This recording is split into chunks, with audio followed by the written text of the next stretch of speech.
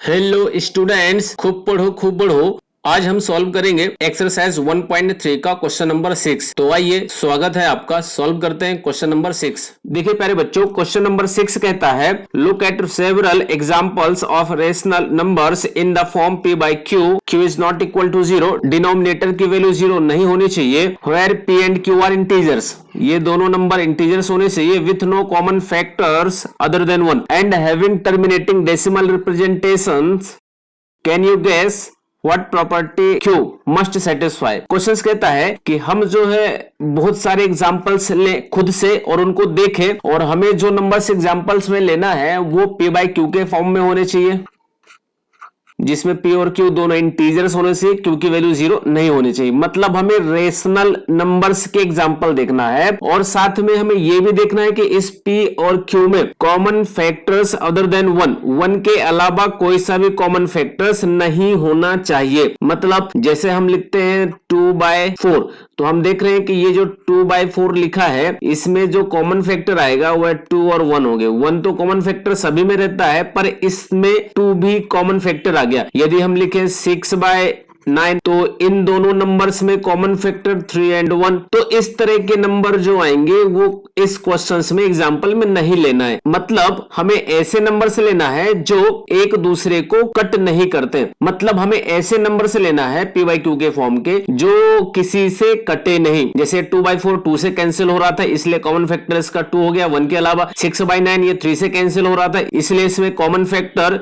1 के अलावा 3 हो गया। तो ऐसे नंबर इसमें नहीं लेना है। कैसे लेना है? जैसे हम लिख दें 2/7, 5/9, 11/2, ऐसे इस टाइप के नंबर लेना है। लेकिन दूसरी कंडीशंस ये भी कहता है क्वेश्चंस में कि हम जो ये नंबर लेंगे p बाई q के फॉर्म में उसमें हैविंग टर्मिनेटिंग डेसिमल एक्सपांशंस, मतलब उनका जब हम डेसिमल एक्सपांशन फाइंड करें तो वो टर्मिनेट हो जाए। जैसे लिया हमने 11/2, तो 11 को जब 2 से डिवाइड करेंगे तो डिवाइड करने के बाद ये टर्मिनेट हो जाए। इस तरह के एग्जांपल लेना है। तो वो एग्जांपल्स कैसे आएंगे? ये जैसे 11/2 ये चलेगा, ये नंबर और ये नंबर नहीं चलेंगे। इस दोनों नंबर में तो कॉमन फैक्टर 1 के अलावा आ गया, दूसरा नंबर तो ये चलेगा ही नहीं। तो आइए हम इसके सॉल्यूशंस में इसके एग्जांपल देखते हैं। तो फर्स्ट एग्जांपल ले लें अपन इसी को 11/2 को।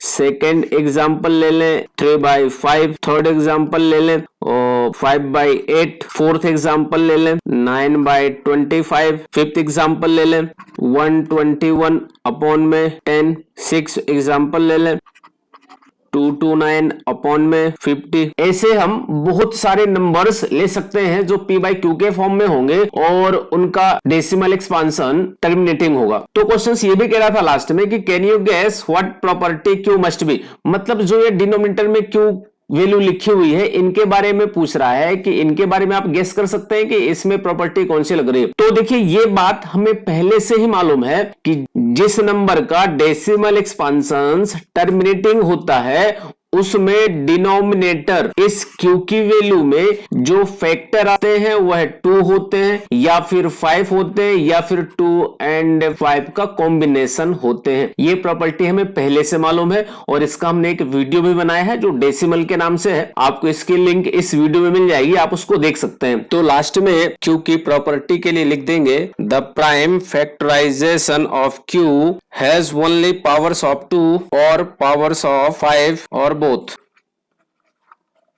इस तरह से q की प्रॉपर्टी हो जाएगी जो हमें पहले से ही पता है कि डिनोमिनेटर में या तो नंबर्स जो आएंगे वह 2 के फैक्टर्स होंगे या फिर वो 5 के फैक्टर्स होंगे या फिर 2 एंड 5 दोनों के फैक्टर्स आएंगे डिनोमिनेटर के लिए। जैसे आप फर्स्ट में देख रहे हैं इधर 2 है केवल, इधर 5 है केवल। ये 8 जो है 2 फैक्टर्स है, ये 5 फैक्टर्स है और यहाँ पर ये 2 एंड 5 दोनों फैक्टर्स है और ये जो है 2 एंड 5 इससे दोनों फैक्टर्स यहाँ पर बनेंगे। इस तरह से हम इस क्वेश्चन के सॉल्यूशंस में बहुत सारे एग्जाम्पल्स लिख सकते हैं जो p बाई q के फॉर्म में होंगे और जिनका डेसिमल एक्सपांशंस टर्मिनेटिंग होगा और हम इसमें q की प्रॉपर्टी इस तरह से बता सकते हैं।